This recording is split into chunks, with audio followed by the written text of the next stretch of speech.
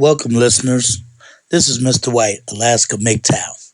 I have decided to release this video today because Valentine's Day, a day of vaginal worship, and a day of male subjugation has passed, and I felt that it would only be appropriate to wake you up because you probably won't celebrate another one. I would first of all like to say thank you to Mr. Black and Sandman for force feeding me the red pill. One fateful day, Mr. Black called me into his office and showed me a Sandman video, the misandry treadmill. I haven't looked back since. Before I get into male subjugation, disposability, and love, I would first like to introduce MGTOW to Alaska.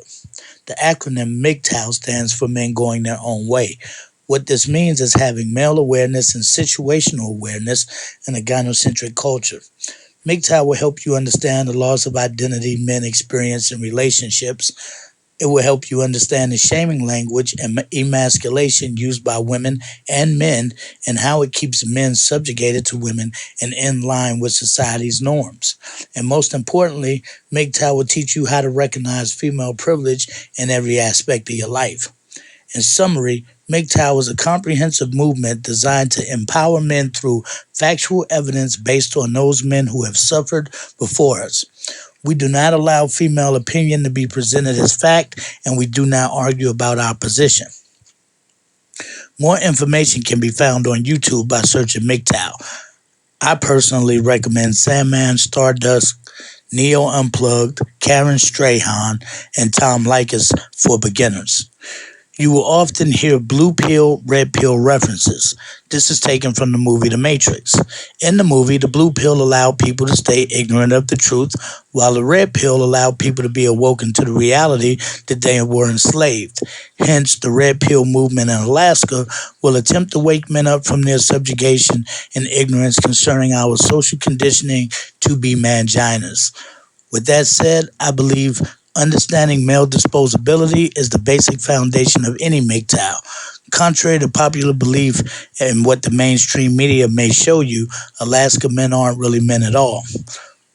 I'm saying that men in Alaska have a penchant for being used as utility. A disposable male is seen as a tool. Like any instrument meant to build, Alaska men find themselves constantly being subjugated to women. The reason for this is simple. Men are raised by women. Although some of you will disagree because your fathers were present, it still doesn't change the fact that men in Alaska and most of our nation were raised by women. While a man of the house is at work earning a living to provide for his family, the woman is at home watching the children. Your mother will reinforce a few basic needs for you to be accepted as a man in our society. She will teach you to respect women no matter what the cost is to you. You will even have to respect her if she deserves no respect at all. Your mother will teach you to honor women, even if the woman deserves no honor. She will teach you to work hard so that you can divide your resources to possibly provide for children who are not yours when you become an adult. And above all, you will take the perspective of the mother no matter what. Here's a fact. Most children of divorced parents will go to the mother, not because she is more qualified to parent the child or children, but because the children, during the course of the marriage, have never been privileged to get the father's perspective. This equates to a society of manginas. Manginas are, by definition, men who take the female's view of everything. Dubious indeed, huh? What this means is that a man will gladly give up his identity to be with a woman he believes that he loves. But what of love? Love, gentlemen, is an emotional and irrational response to an unwarranted validation that will render a man ineffective in all areas of his life. Here's a few examples. Let's say you got a single woman. She's pretty hot. She has a couple of children. Will you gladly divide your resources to provide for those children in hopes of taking her to bed? Some will say no. A majority will say yes. Here's another. If you don't bungee jump and a hot woman asks you to bungee jump, you may very well find yourself hanging upside down by a rubber band in hopes of taking her to bed. Imagine that. I could go on, but are these not irrational behaviors? Why do we do it then? Why did we buy flowers and jewelry yesterday?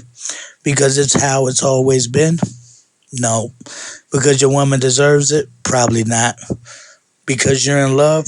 Probably. Nope, that's not how it really is, though. For you to find out more, please subscribe to my channel, submit subject ideas in the comments section, and watch for your idea to be addressed.